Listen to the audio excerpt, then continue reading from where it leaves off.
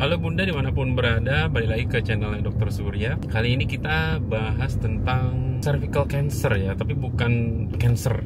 Jadi dia prakanker atau pre-cancer. Jadi kasus ini lumayan banyak ditemui di Siloam, Bali, tempat saya bekerja. Dan kebanyakan yang datang itu bule ya. Jadi mereka datang dengan hasil pap smear di negaranya yang menandakan adanya perubahan sel yang kita bilang prakanker. Tapi ini belum kanker ya Bunda ya. Jadi harus dibedakan dulu. Jadi intinya gini, kalau misalnya pap smear itu hasilnya normal, NINM ya, kemudian ada prakanker, kemudian ya kalau kanker sih udah kelihatan tumornya ya, atau benjolannya, udah nggak mungkin dibilang prakanker. Kalau prakanker itu dia nggak kelihatan tumor, benjolan gitu nggak ada, jadi seperti normal aja, mungkin ada erosi. Nah, jadi kalau misalnya hasil pap smear Bunda itu normal, oke, berarti Bunda bisa lakukan pap smear tiap tahun, gitu. Kalau misalnya dia hasilnya prakanker, itu dibagi dua ya, sistem Bethesda atau WHO yang terbaru, bahwa hasilnya itu bisa derajat rendah atau low grade, kemudian derajat tinggi atau high grade. Nah, kalau high grade dan low grade ini atau prakanker ini sebenarnya mereka bisa sembuh 100%. Jadi jangan takut, makanya tenang aja. Kalau dia udah prakanker, ya udah ditangani sesuai dengan kondisi hasil pap smear-nya ya. Jadi intinya gitu. Jadi harus yakin dulu, oh bahwa saya prakanker dan saya bisa sembuh. Betul, bisa sembuh itu 100%. Gak akan jadi kanker lah dia, kecuali memang kalau misalnya udah dari prakanker yang derajat tinggi, terus diterapi, diobati gitu ya, di treatment, terus nggak pernah follow up. Nah ini juga yang bahaya sebenarnya. Jadi kalau misalnya udah prakanker dan derajat rendah, apa yang harus dilakukan? Kita harus biopsi dulu. Kalau udah prakanker itu kita bandingkan dengan hasil pap smear-nya nanti hasil pap smear atau apusan ya selnya dibandingkan dengan biopsi. Biopsi itu bisa dilakukan dengan kolposkopi. Kolposkopi itu sebenarnya kita mengidentifikasi permukaan selnya ya. Artinya kita dengan pembesaran, dengan zoom gitu, jadi kita lebih dapat melihat bagaimana sel-sel tersebut gitu.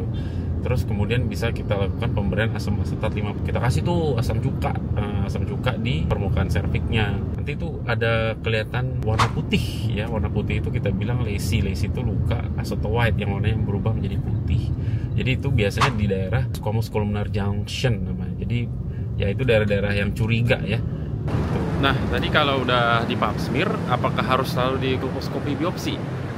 Ya, ini untuk membandingkan ya, karena pap smear itu kan dia untuk mengambil permukaannya aja, permukaan serviknya gitu. Tapi kalau biopsi itu kita mengambil agak lebih dalam. Nanti kita akan bandingkan gimana hasilnya. Apapun itu hasil pap smear-nya, yang penting dia prakanker, dia harus dibiopsi. Nah, kalau misalnya sudah dibiopsi hasil udah tahu low grade atau high grade, baru kita tentukan treatmentnya apa. Sekarang kita bahas yang low grade dulu. Kalau low grade itu kan derajat rendah ya, artinya ya masih sedikit lah kemungkinan untuk menjadi kanker. Karena kenapa? 70-80 itu dia akan balik ke normal. Jadi Bunda nggak perlu khawatir kalau hasilnya low grade dari biopsi dan pap smear-nya ya, tapi confirm untuk kedua tes ini, pap smear dan biopsi. Jadi tenang aja. Dan itu pun harus dilakukan pap smear ulang, biasanya tuh sekitar 6 bulan follow up-nya, tiap 6 bulan, dan kita dilakukan 4 kali. Jadi artinya dalam 2 tahun itu dilakukan pap smear udah 4 kali. Kalau semuanya normal baru tiap tahun. Itu opsi pertama. Yang kedua, opsinya adalah menggunakan krioterapi. Krioterapi itu seperti dibekukan. Jadi ada alat yang menggunakan nitrogen oxide, itu dingin sekali kayak bola es gitu ya, dimasukkan atau ditekan di permukaan selnya itu, lalu di follow up juga. Itu treatment yang kedua. Yang ketiga pilihannya adalah gel yang namanya, saya nggak sebutkan mereknya, tapi gel ini berfungsi untuk menormalisasi sel dan menghilangkan human papillomavirusnya, termasuk yang high risk ya, yang tipe 16-18 ya. Ini sedang ongoing proses, jadi ya daripada menunggu mungkin lebih bagus di treatment ya, atau di terapi ya, supaya tidak menyebabkan kepanikan. Nah gitu, daripada aduh diri saya panik nih, saya ada HPV atau sel saya prakanker derajat rendah, itu kebanyakan kasus Bunda tuh pada panik, stres.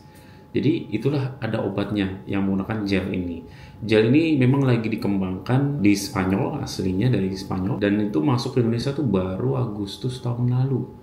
Ya, memang pasien-pasien saya yang dari luar negeri itu, yang terutama yang dari Spanyol, ini saya udah tahu informasi ini dari Oktober 2023. Jadi masuk ke Indonesia itu Agustus 2024. Jadi saya udah tahu itu setahun yang lalu. Ini termasuk baru lah. Dan hasilnya cukup memuaskan. Dia digunakan ke dalam kemaluan tiap hari selama 21 hari. Terus bulan kedua, bulan ketiga dilakukan yang sama. Terus hasilnya itu amazing. Hasilnya selnya itu lagi, permukaannya juga jadi smooth, jadi halus. Terus kemudian human papillomavirusnya jadi hilang. Nah sekarang bagaimana kalau hasil biopsinya high grade atau derajat tinggi?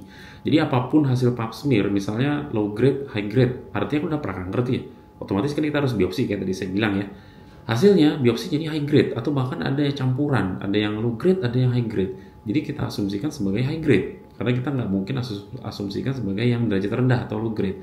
Kalau di high grade, treatmentnya adalah dibuang yang daerah yang nggak normal atau prosedurnya namanya LEEP, Loop Electrosurgical Excision Procedure.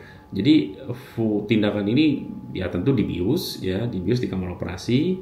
Tentu pasien tidak akan merasakan sakit. Nanti dibuang dia permukaannya di daerah yang dicurigai, terus dikirim ke laboratorium. Diharapkan selnya ini dia akan hilang. Jadi tentu akan menghilangkan si virus dan selnya juga akan menjadi akan normal.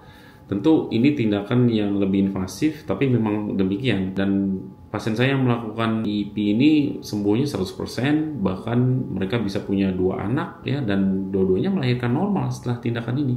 Jadi nggak masalah. Tapi yang paling penting adalah follow up. Follow up-nya Bunda gimana? Rajin atau tidak? Kalau misalnya sudah dilakukan LEEP, terus kemudian tidak rajin melakukan follow up, karena follow up-nya tetap sama ya, dalam 6 bulan itu dilakukan pap smear 1 kali tiap 6 bulan. Jadi kalau semuanya hasilnya normal, tiap tahun saja, itu tidak ada masalah. Kalau misalnya tidak melakukan ini, nah ini yang kadang-kadang jadi masalah. Kenapa? Ada beberapa kasus yang saya jumpai, dia sudah dilakukan EP entah 5 atau 10 tahun yang lalu di negaranya mereka. Kemudian dia datang kontrol lagi, hasilnya low grade. Kalau saya biopsi, hasilnya memang low grade, jadi tidak perlu di LEEP ulang. Kalaupun hasilnya nanti di high grade, well, mungkin ada consideration untuk dilakukan LEEP ulang gitu. Jadi itulah kenapa pentingnya reguler atau secara teratur melakukan pap smear. Oke, saya rasa cukup sekian informasi tentang prakanker derajat rendah derajat tinggi. Mudah-mudahan bermanfaat. Kalau misalnya ada yang kurang jelas atau ingin bertanya, silahkan ditulis di kolom komentar. Oke, sampai jumpa. Bye-bye.